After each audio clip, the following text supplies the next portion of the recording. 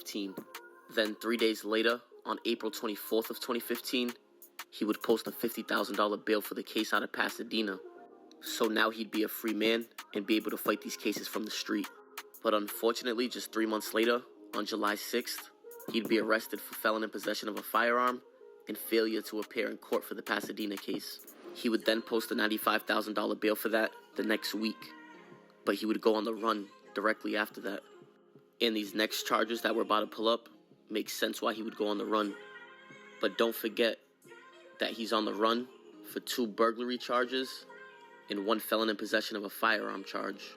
But just 2 months after he was on the run, he'd be picked up and arrested on October 5th of 2015 for a murder and another felon in possession of a firearm. And as you see to the right, the offense date would be September 4th of 2015. The victim's name was Lawrence Weddle, and he was 41 years old at the time. He was shot on September 4th of 2015 in the 2900 block of 141st Place in Gardena. Police would respond to calls of shots fired at an apartment complex at about 7:50 at night. Officers found Weddle in one of the courtyards of the apartment complex with several gunshot wounds. He was taken to the hospital where he was pronounced dead at 8:23. This would be the location right here. And after 1 month of sitting in jail, he was hit with a new robbery case. So at this time, he would be fighting 2 burglary charges, a homicide, 2 felon in possession of a firearms, and 1 robbery. He would then be stuck in the county for the next 4 years fighting all them cases. And that's when he would pick up a whole new case in May of 2019 for yanking on somebody in jail. So while being in the county, he was arrested for assault with a deadly weapon with force, causing possible great bodily injury.